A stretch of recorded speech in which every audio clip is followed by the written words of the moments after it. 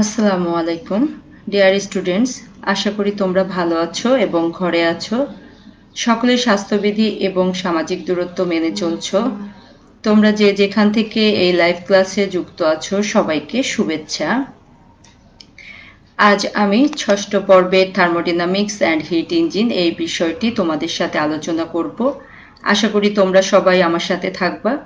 এটা আমার 19th session.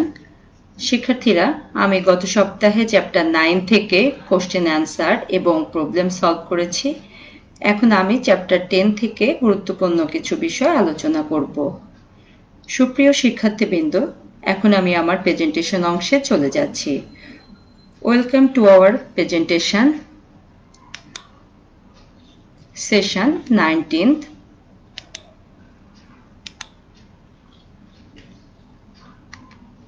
Thermodynamics and Heat Engine 6706 on 6th semester Mechanical Department, presented by Engineer Jannatul Firdousi, Chief Instructor Mechanical, Kumilla Polytechnic Institute. Learning Outcome. আজকের আলোচ্য বিষয়সমূহ: What is thermodynamic cycles, classification of thermodynamic cycles, know about Carnot cycle, Otto cycle, diesel cycle. Chapter 10, Thermodynamic cycles. শিক্ষার্থীরা, তাপগতীয় চক্র বা thermodynamic cycle বলতে আমরা কি বুঝি? কোনো গ্যাস বা কার্যনির্বাহক বস্তুতে তাপ সঞ্চালন করে তার অবস্থা বা ধর্মের পরিবর্তন ঘটানোকে তাপগতীয় প্রক্রিয়া বলা হয়। গ্যাস বা কার্যনির্বাহক বস্তু পরপর কতগুলো প্রক্রিয়ার ভিতর দিয়ে গমন করে পুনরায় যদি পূর্বের অবস্থায় ফিরে আসে তবে তাকে একটি চক্র বা আবর্ত বলা হয়। চক্রের কাজ বা প্রক্রিয়াগুলো যখন কোনো পিভি লেখচিত্রে অঙ্কন করা হয় তখন একটি বদ্ধ চিত্র তৈরি করে এবং প্রত্যেকটি প্রক্রিয়া তার নিজস্ব রেখা দিয়ে বোঝানো হয়। চিত্রে আমরা দেখতে পাচ্ছি। শিক্ষার্থীরা, সম্পূর্ণ একটি চক্রে গ্যাস কর্তৃক সম্পাদিত নিট কাজের পরিমাণ পিভি লেখচিত্রে চক্রবেষ্টিত ক্ষেত্রফলের সমান। চিত্রে 1, 2, 3, 4 অংশের ক্ষেত্রফল চক্রের ক্ষেত্রফল। সাধারণত পিভি লেখচিত্রে যদি একটি চক্র ঘড়ির কাঁটার গতির অভিমুখে অর্থাৎ ক্লকওয়াইজ চলে তাহলে চক্রবেষ্টিত ক্ষেত্রফল অবশ্যই চক্র কর্তৃক সম্পাদিত ধনাত্মক অর্থাৎ পজিটিভ কাজকে নির্দেশ করবে। আবার যদি চক্রটি ঘড়ির কাঁটার উল্টো দিকে অর্থাৎ এন্টিক্লকওয়াইজ চলে তাহলে চক্রবেষ্টিত ক্ষেত্রফল চক্র কর্তৃক সম্পাদিত ঋণাত্মক বা নেগেটিভ কাজের পরিমাণ সূচিত করবে। তাপগতীয় চক্রের শ্রেণীবিভাগ, ক্লাসিফিকেশন অফ থার্মোডাইনামিক সাইকেল। শিক্ষার্থীরা, তাপ ও কাজ পরস্পর রূপান্তরের ক্রম অনুসারে থার্মোডাইনামিক সাইকেলকে দুই ভাগে ভাগ করা হয়েছে: এক ডাইরেক্ট বা ধনাত্মক চক্র, দুই রিভার্স বা উল্টা চক্র। অন্তর্দহন রেসিপ্রোকেটিং ইঞ্জিনের শক্তি উৎপাদনে স্ট্রোকের সংখ্যা অনুসারে দুই ভাগে ভাগ করা যায়: 2 স্ট্রোক সাইকেল, 4 স্ট্রোক সাইকেল। চক্রের কার্যনির্বাহী বস্তু ব্যবহারের ধরন অনুসারে দুই ভাগে ভাগ করা যায়: উন্মুক্ত চক্র বা ওপেন সাইকেল, বদ্ধ চক্র বা ক্লোজ সাইকেল। ব্যবহৃত কার্যনির্বাহী বস্তু অনুসারে বায়ুচক্র বা আদর্শ চক্র অর্থাৎ air cycle or ideal cycle, বাস্তব চক্র অ্যাকচুয়াল সাইকেল। কার্যনির্বাহী বস্তু অবস্থা ভেদে ভ্যাপার চক্র ভ্যাপার সাইকেল, গ্যাস চক্র গ্যাস সাইকেল। বিপরীতমুখীভাবে প্রত্যাবর্তনের ক্ষমতা অনুসারে দুই ভাগে ভাগ করা যায়: প্রত্যাবর্তী চক্র রিভার্সিবল সাইকেল, অপ্রত্যাবর্তী চক্র ইরিভার্সিবল সাইকেল। শিক্ষার্থীরা, আশা করি তোমরা বুঝতে পারছো। যদি কারো কোনো প্রশ্ন থাকে তাহলে কমেন্টসে জানাতে পারো। শিক্ষার্থীরা, এখন আমি থার্মোডাইনামিক সাইকেলের কয়েকটি চক্র এবং তার বিস্তারিত বর্ণনা তোমাদের সামনে তুলে ধরব। কার্নোট চক্র। শিক্ষার্থীরা, সাদি কার্নোট নামক একজন ফরাসি প্রকৌশলী 1824 সালে এই চক্রটি প্রবর্তন করেন। তত্ত্বীয় বিশ্লেষণের জন্য কার্নোট এমন একটি তাপ ইঞ্জিন কল্পনা করেন যা কার্যক্ষেত্রে ব্যবহৃত প্রকৃত ইঞ্জিনের সকল প্রকার দোষ ত্রুটি ও অসম্পূর্ণতা থেকে মুক্ত। এ ধরনের আদর্শ ইঞ্জিন অবশ্য বাস্তব ক্ষেত্রে আদৌ পাওয়া যায় না। কার্নোট চক্র একটি প্রত্যাবর্তী চক্র এবং সব ইঞ্জিনের চেয়ে এর দক্ষতা বেশি। কার্নোটের কল্পিত ইঞ্জিন সিলিন্ডারে কার্যনির্বাহক বস্তু বাতাস আদর্শ গ্যাস হিসাবে নেওয়া হয় এবং সিলিন্ডারের মধ্যে একটি ঘর্ষণমুক্ত এ চলাচল করতে পারে। সিলিন্ডার এবং পিস্টন সম্পূর্ণ তাপে কুপরিবাহী, কিন্তু সিলিন্ডারের তলা বি তাপে সুপরিবাহী। তলা বি কে প্রয়োজন অনুসারে তাপ অন্তরক টুপি ইনসুলেটিং ক্যাপ আইসি এর সাহায্যে ঢেকে রাখা হয়। উচ্চ তাপ ধারণ ক্ষমতা বিশিষ্ট একটি গরম বস্তু এসবি তাপ উৎস হিসাবে কাজ করে। তাপ উৎসটি অপেক্ষাকৃত উচ্চ উষ্ণতার T1 এ রাখা হয়। পরিমিত তাপ গ্রহণ করতে পারে এমন একটি শীতল বস্তু সিবি তাপ গ্রাহক হিসাবে কাজ করে। তাপ গ্রাহকটি স্থির নিম্ন তাপমাত্রা T2 তে রাখা হয়। আমরা চিত্রে দেখতে পাচ্ছি। কার্নোটের চক্র 4টি পর্যায় বা ধাপে সম্পন্ন হয়। ধরি ইঞ্জিন সিলিন্ডারের মধ্যে প্রারম্ভিক অবস্থায় m কেজি বাতাস আছে যা পিভি এবং টি এর চিত্রে 1 নম্বর বিন্দু দিয়ে সূচিত করা হয়েছে। ধরি এই বিন্দুতে বাতাসের চাপ, আয়তন ও তাপমাত্রা যথাক্রমে P1, V1 এবং T1। শিক্ষার্থীরা, কার্নোট চক্রের ধাপসমূহ: 1. সমষ্ণ সম্প্রসারণ রিভার্সিবল আইসোথার্মাল এক্সপানশন 1 থেকে 2 TH এখানে কনস্ট্যান্ট। 2. আইসেন্ট্রোপিক সম্প্রসারণ রিভার্সিবল এডিয়াবেটিক এক্সপানশন 2 থেকে 3 এখানে Q = 0 TH tends to the power TL। 3 নম্বর সমষ্ণ সংকোচন রিভার্সিবল আইসোথার্মাল কম্প্রেশন 3 থেকে 4 TL এখানে কনস্ট্যান্ট। আইসেন্ট্রোপিক সংকোচন রিভার্সিবল এডিয়াবেটিক কম্প্রেশন 4 থেকে 1 এখানে Q = 0 TL tends to the power TH। 4 steps of Carnot cycle সিলিন্ডারের ভিতর অবস্থান সমূহ: isothermal expansion at TH এখানে Q in, adiabatic expansion from TH to TL, isothermal compression at TL এখানে Q out হচ্ছে, adiabatic compression from TL to TH। শিক্ষার্থীরা, চিত্রে আমরা কার্নোট সাইকেলের PV/TS ডায়াগ্রাম এবং সিলিন্ডারের অবস্থান দেখতে পাচ্ছি। সিলিন্ডার ডায়াগ্রামে 1 থেকে 2 রিভার্সিবল আইসোথার্মাল এক্সপানশন এখানে TH কনস্ট্যান্ট। 2 থেকে 3 রিভার্সিবল এডিয়াবেটিক এক্সপানশন এখানে Q = 0 TH tends to the power TL। 3 থেকে 4 reversible isothermal compression TL = constant. 4 থেকে 1 রিভার্সিবল এডিয়াবেটিক কম্প্রেশন এখানে Q = 0 TL tends to the power TH। PV/TS ডায়াগ্রামে আমরা দেখতে পাচ্ছি 1 থেকে 2 Q in TH কনস্ট্যান্ট, 2 থেকে 3 আইসেন্ট্রোপিক, 3 থেকে 4 Q out TL কনস্ট্যান্ট, 4 থেকে 1 আইসেন্ট্রোপিক। প্রথম ধাপ সমষ্ণ সম্প্রসারণ আইসোথার্মাল এক্সপানশন। তাপ উৎস SB কে অধিকতর উষ্ণতা T1 এ সিলিন্ডারের তলা B এর সংস্পর্শে আনা হয়। বাতাস T1 স্থির উষ্ণতায় V1 আয়তন হতে প্রসারিত হয়ে V2 আয়তন প্রাপ্ত হয়। PVTS চিত্রে 1 থেকে 2 রেখা দিয়ে দেখানো হয়েছে।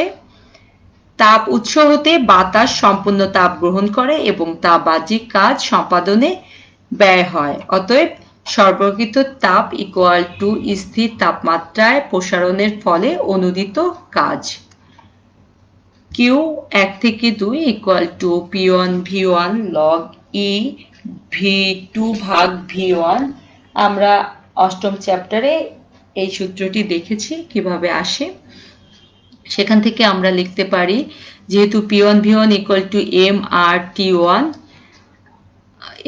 অতএব mR T1 log E base V2 ভাগ V1।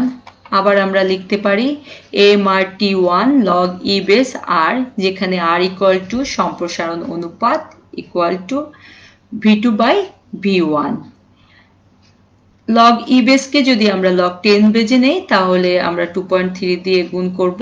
সেখান থেকে আমরা পাই 2.3 mR T1 log R। দ্বিতীয় ধাপ আইসেন্ট্রপিক সম্প্রসারণ, আইসেন্ট্রপিক এক্সপানশন। তাপ উৎস বা গরম বস্তু সিলিন্ডারের তলা B থেকে সরিয়ে নেওয়া হয় এবং তাপ অন্তরক 2P IC লাগিয়ে দেওয়া হয়। বাতাস আইসেন্ট্রপিক বা প্রত্যাবর্তী রুদ্রতাপে সম্প্রসারিত হয়। PVTS চিত্রে 2 থেকে 3 রেখা দিয়ে দেখানো হয়েছে। তাপমাত্রা হ্রাস পেয়ে T2 থেকে T3 তে পরিণত হয়। এ অবস্থায় তাপ গ্রহণ বা বর্জন কোনোটি ঘটে না। শিক্ষার্থীরা, অতএব অন্তঃস্থ শক্তির হ্রাস ইকুয়াল টু আইসেন্ট্রপিক সম্প্রসারণকালে বাতাস কর্তৃক সম্পাদিত কাজ। এই সূত্রটিও আমরা অষ্টম চ্যাপ্টারে পড়েছি। সেখান থেকে আমরা পাই P2 V2 minus P3 V3 ভাগ গামা মাইনাস 1। এখান থেকে আবার লেখা যায় PV equal to mRT থেকে mRT2 minus mRT3 ভাগ গামা মাইনাস 1। mR কমন নিলে আমরা পাই T1 minus T3 ভাগ গামা মাইনাস 1, যেহেতু T1 সমান সমান T2। সেখান থেকে তৃতীয় ধাপ সমষ্ণ সংকোচন, আইসোথার্মাল কম্প্রেশন। তাপ অন্তরক IC কে সিলিন্ডারের তলা থেকে সরিয়ে ফেলে ঠান্ডা বস্তু CB কে সংস্পর্শে আনা হয়। বাতাস T2 স্থির তাপমাত্রায় V3 আয়তন থেকে সংকুচিত হয়ে V4 আয়তন প্রাপ্ত হয়। PVTS চিত্রে 3 থেকে 4 রেখা দিয়ে দেখানো হয়েছে। এ প্রক্রিয়া চলাকালে বাতাস ঠান্ডা বস্তুতে তাপ বর্জন করে, যা বাতাস কর্তৃক সম্পাদিত কাজের সমান। অতএব আমরা বলতে পারি বর্জিত তাপ ইকুয়াল টু সমষ্ণ সংকোচনের সময় বাতাস কর্তৃক সম্পাদিত কাজ, অর্থাৎ Q3 থেকে 4 equal to P3 V3 log E base V3 ভাগ V4। সেখান থেকে লেখা যায় mRT3 log E base V3 ভাগ V4। আবার আমরা লিখতে পারি mRT3 log E R, যেখানে R সংকোচন অনুপাত V3 ভাগ V4। log E বেসকে log 10 বেজে নিলে আমরা পাই 2.3 mRT3 log R। চতুর্থ ধাপ আইসেন্ট্রপিক সংকোচন, অর্থাৎ আইসেন্ট্রপিক কম্প্রেশনের ক্ষেত্রে তাপ অন্তরক 2P IC কে আবার সিলিন্ডারের তলা B তে আনা হয় এবং বাতাসকে আইসেন্ট্রপিক প্রক্রিয়ায় সংকুচিত করে দেয়া হয়। PVTS ডায়াগ্রামে 4 থেকে 1 কে এই রেখা দিয়ে দেখানো হয়েছে। বাতাসের তাপমাত্রা T4 হতে বেড়ে T1 এ পরিণত হয়। এ অবস্থায় কোনো তাপ গ্রহণ বা বর্জন হয় না।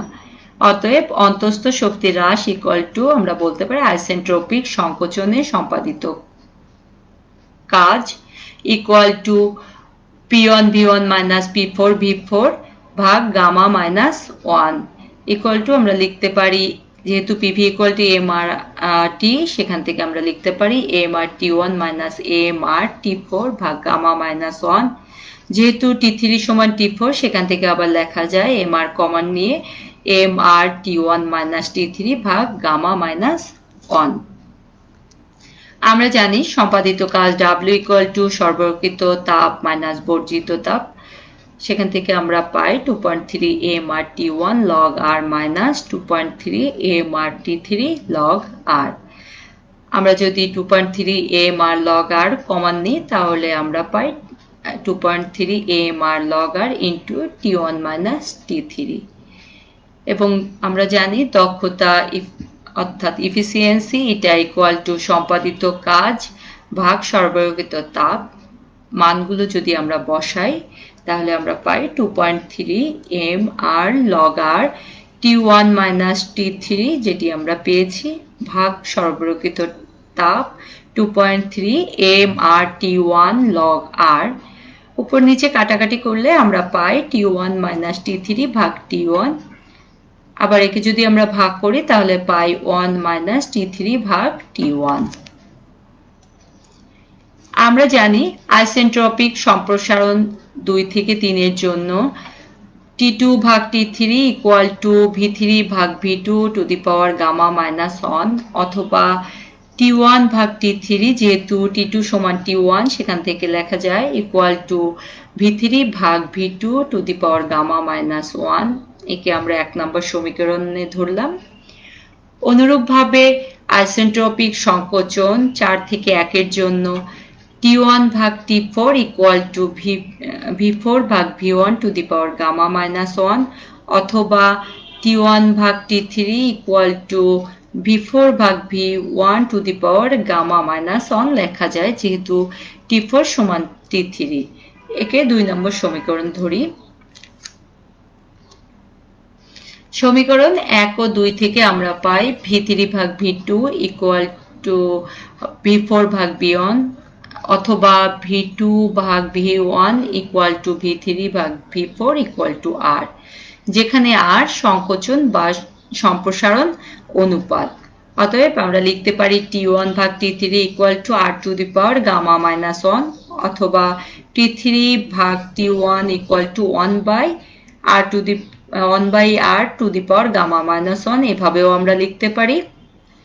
অতএব দক্ষতা এটা equal to 1 minus T3 ভাগ T1 আমরা দেখেছি, সেখান থেকে আমরা লিখতে পারি মানগুলো বসিয়ে 1 minus 1 by R to the power gamma minus 1। তাহলে আবার এভাবে লেখা যায় 1 minus 1 by R to the power gamma minus 1। এটি কার্নোট সাইকেলের দক্ষতা। শিক্ষার্থীরা, এখন আমরা অটো সাইকেল সম্পর্কে জানব। 1862 সালে বিউ ডি রোসাস এই চক্রটি প্রকৃতপক্ষে উদ্ভাবন করেন এবং জার্মান প্রকৌশলী ডক্টর নিকোলাস এ অটো 1876 সালে সর্বপ্রথম এই তাত্ত্বিক চক্রের উপর ইঞ্জিন চালাতে সক্ষম হন। গ্যাস পেট্রোল ইঞ্জিন এই চক্রের উপর ভিত্তি করে কাজ করে। এই চক্রের সমআয়তন প্রক্রিয়ায় তাপ গৃহীত হয় বলে একে সমআয়তন চক্রও বলা হয়। অন্য চক্রের সঙ্গে তুলনা করার জন্য এই চক্রে কার্যনির্বাহক বস্তু হিসাবে বাতাস নেওয়া হয়। অটো কল্পিত ইঞ্জিনে সম্পূর্ণভাবে তাপের কুপরিবাহী সিলিন্ডারে বাতাস আবদ্ধ থাকে, কিন্তু সিলিন্ডারের তলা সম্পূর্ণভাবে তাপের সুপরিবাহী। একটি গরম বস্তু, একটি ঠান্ডা বস্তু ও একটি তাপ অন্তরক টুপি পর্যায়ক্রমে সিলিন্ডারের তলার সংস্পর্শে আনা হয়। আদর্শ অটো চক্রে দুটি সমআয়তন প্রক্রিয়া ও দুটি রুদ্রতাপ প্রক্রিয়া থাকে, যা পিভি এবং টি এর চিত্রে দেখানো হয়েছে। ধরি ইঞ্জিনের সিলিন্ডারের বিন্দু অন এ 1 কেজি বাতাস আছে। এই বিন্দুতে P1, T1 এবং B1 যথাক্রমে চাপ, উষ্ণতা এবং আয়তন। শিক্ষার্থীরা, অটো চক্রের পিভি এবং টিএস ডায়াগ্রাম। এখানে 1 থেকে 2 আইসেন্ট্রপিক কম্প্রেশন অর্থাৎ S1 সমান S2, 2 থেকে 3 কনস্ট্যান্ট ভলিউম হিট এডিশন অর্থাৎ V2 সমান V3, 3 থেকে 4 আইসেন্ট্রপিক এক্সপানশন অর্থাৎ S3 সমান S4, 4 থেকে 1 কনস্ট্যান্ট ভলিউম হিট রিজেকশন অর্থাৎ V4 সমান V1।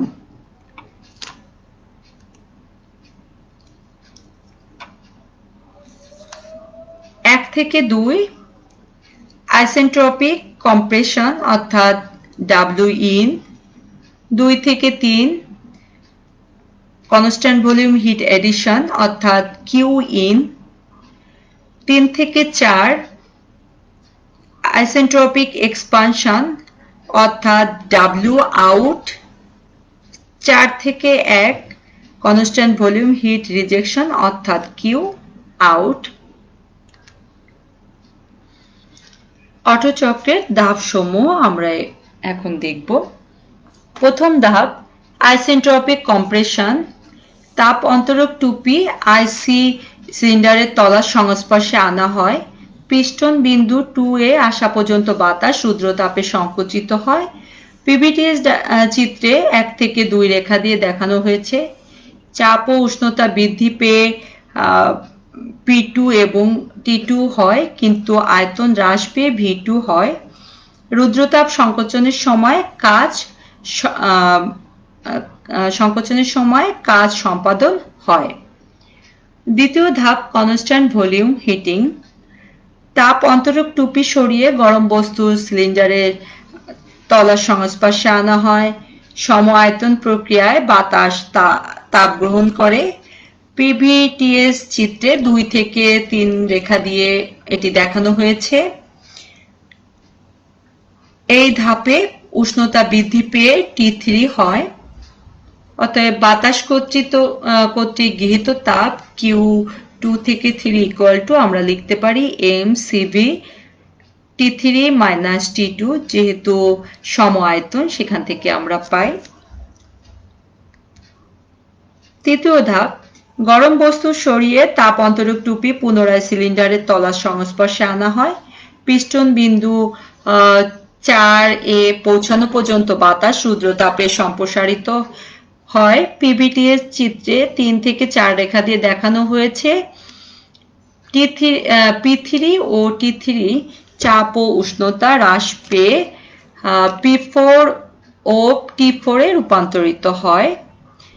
এই রুদ্রতাপ সম্প্রসারণে বাতাস কর্তৃক কাজ সম্পাদন হয়। চতুর্থ ধাপ কনস্ট্যান্ট ভলিউম কুলিং অর্থাৎ কনস্ট্যান্ট ভলিউম হিট রিজেকশন। তাপ অন্তরক টুপি সরিয়ে ঠান্ডা বস্তু সিলিন্ডারের তলার সংস্পর্শে আনা হয়। বাতাস সম আয়তন প্রক্রিয়ায় ঠান্ডা বস্তুতে তাপ বর্জন করে। পিভিটিএস চিত্রে 4 থেকে 1 রেখা দিয়ে দেখানো হয়েছে। এই ধাপে উষ্ণতা হ্রাস পেয়ে T4 থেকে T1 হয়, অর্থাৎ বাতাস কর্তৃক বর্জিত তাপ Q4 থেকে 1 equal two mCv T4 minus T1। এটিও সম আয়তন প্রক্রিয়া। আমরা জানি সম্পাদিত কাজ ইকুয়াল টু গৃহীত তাপ মাইনাস বর্জিত তাপ, অতএব লিখতে পারি mCv T3 minus T2 minus mCv T4 minus T1। আদর্শ দক্ষতা বা বায়ু প্রমাণ দক্ষতা বা ASE এয়ার স্ট্যান্ডার্ড এফিসিয়েন্সি, এটা ইকুয়াল টু সম্পাদিত কাজ ভাগ গৃহীত তাপ।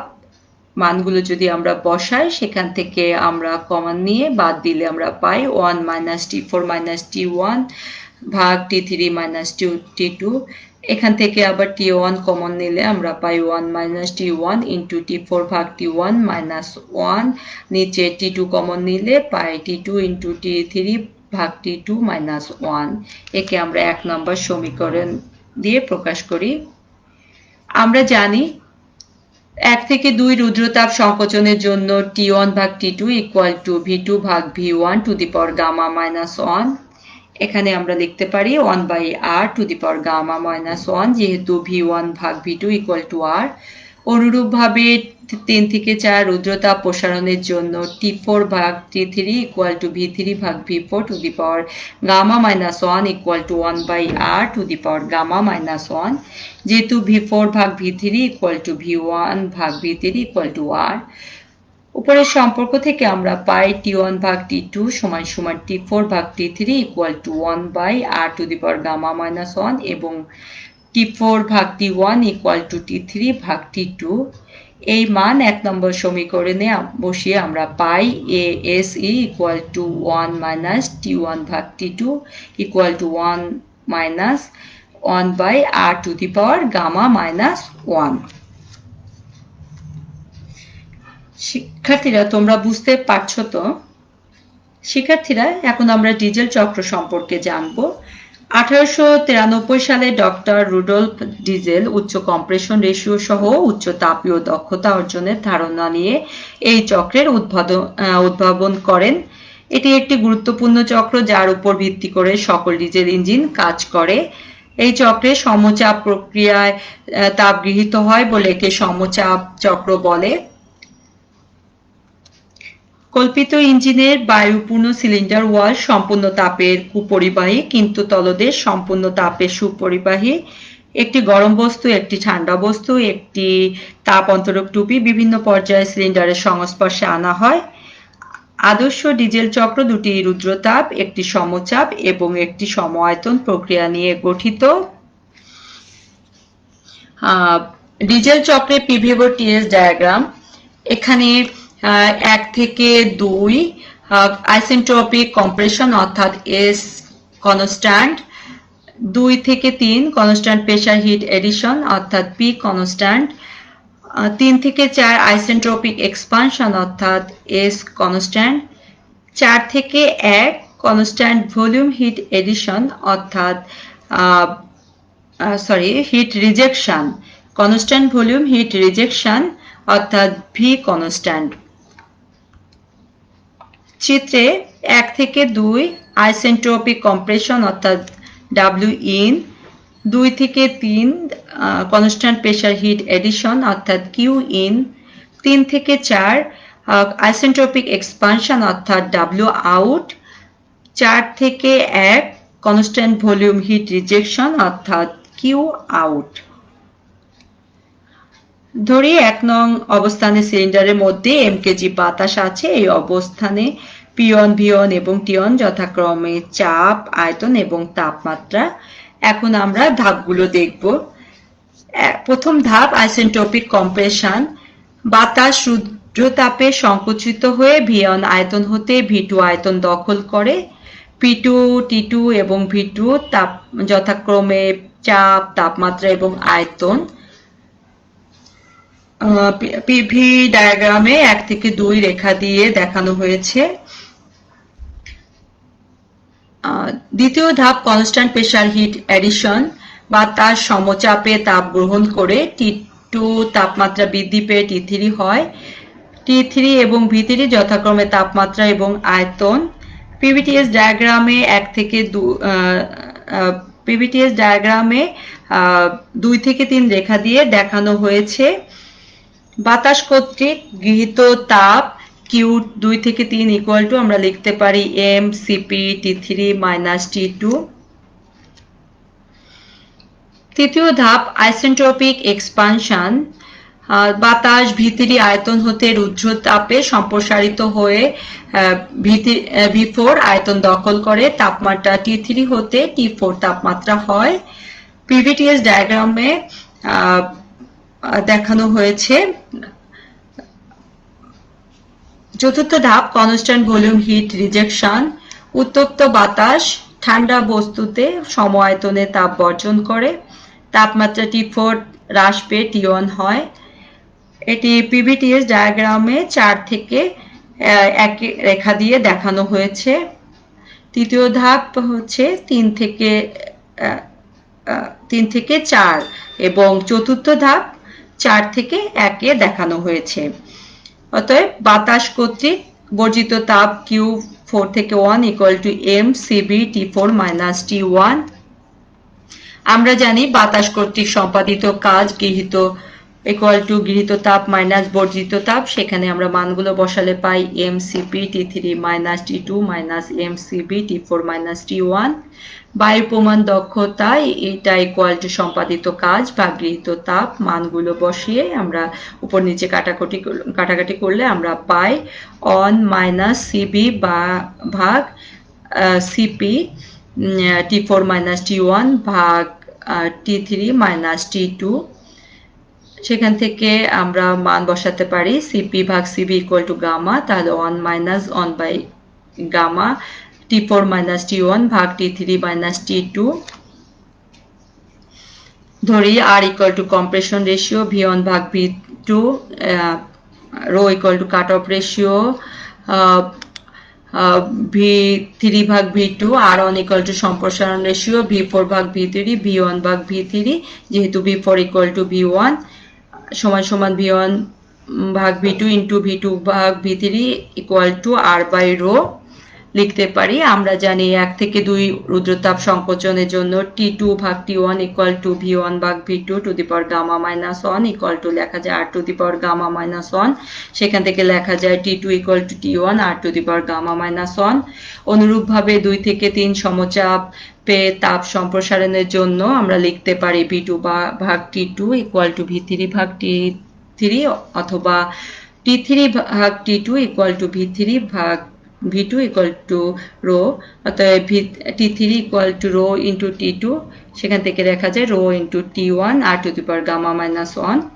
আবার 3 থেকে 4 রুদ্রতাপ সম্প্রসারণের ক্ষেত্রে আমরা লিখতে পারি T4 ভাগ T3 ইকুয়াল টু V3 ভাগ V4 to the power gamma minus 1 equal to 1 by R1 gamma minus 1, সেখান থেকে আবার লেখা যায় রো ভাগ R to the power gamma minus 1, যেহেতু R1 equal to R by rho, অতএব T4 equal to T3 rho by R to the power gamma minus 1 equal to rho into T1 R to the power gamma minus 1 into rho ভাগ R to the power gamma minus 1। তাহলে সেখান থেকে আমরা পাই rho to the power gamma into T1। 4 নম্বর সমীকরণ।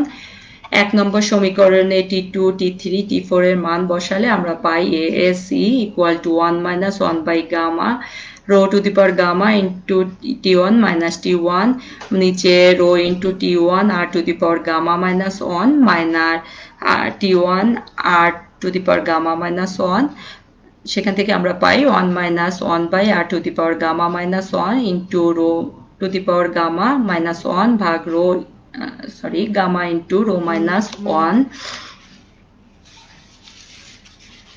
শিক্ষার্থীরা, আশা করি তোমরা এতক্ষণ আমার সাথে লাইভ ক্লাসে যুক্ত ছিলে। আজকে আলোচ্য বিষয় থেকে আমি তোমাদেরকে কিছু হোমওয়ার্ক দিচ্ছি। হোমওয়ার্কগুলো হচ্ছে কার্নোট চক্রের কার্নোট সাইকেলের দক্ষতা নির্ণয় সূত্রটি লেখো, অটো সাইকেলের দক্ষতা নির্ণয় সূত্রটি লেখো। 3 ডিজেল চক্রের দক্ষতা নির্ণয় সূত্রটি লেখো। 4 একটি অটো চক্রের দক্ষতা 50% এবং গামা ইকুয়াল টু 1.5 হলে সংকোচন অনুপাত নির্ণয় করো। 5 পিভিটিএস লেখচিত্র সহ কার্নোট চক্র বর্ণনা করো এবং দক্ষতা নির্ণয়ের সূত্র প্রতিষ্ঠা করো। 6 প্রমাণ করো যে অটো সাইকেলের দক্ষতা। 7 পিভিটিএস লেখচিত্র সহ ডিজেল চক্র বর্ণনা করো এবং দক্ষতা নির্ণয়ের সূত্র প্রতিষ্ঠা করো। শিক্ষার্থীরা, আমি আজ যে বিষয়সমূহ আলোচনা করেছি সেগুলো নিশ্চয়ই তোমরা বুঝতে পেরেছো। এগুলো বাসায় তোমরা প্র্যাকটিস করবা, ডায়াগ্রামগুলো বোঝার চেষ্টা করবা। এই চ্যাপ্টার থেকে পরীক্ষায় অবশ্যই একটা বা দুটা প্রশ্ন আসবে, এটি খুবই গুরুত্বপূর্ণ চ্যাপ্টার। আগামী ক্লাসে আবারও দেখা হবে নতুন চ্যাপ্টার নিয়ে। এই ক্লাসের ভিডিওটি পুনরায় দেখতে চাইলে দক্ষতা বাতায়ন skills.gov এই ওয়েবসাইটে ভিজিট করুন। আগামী ক্লাসে আবারও দেখা হবে। সবাই ভালো থেকো, বাসায় মনোযোগ দিয়ে লেখাপড়া করো। আমরা সবাই স্বাস্থ্যবিধি মেনে চলবো এবং সামাজিক দূরত্ব বজায় রাখবো। প্রয়োজন ছাড়া ঘরের বাইরে যাব না, প্রয়োজনে বাইরে গেলে মাস্ক ব্যবহার করব। এখানেই শেষ করছি। Thanks to all. আজকের চ্যাপ্টারটি বড় ছিল, সেজন্য আমি একটু দ্রুত পড়িয়েছি। সবাইকে ধন্যবাদ। আবারও থ্যাঙ্কস টু অল।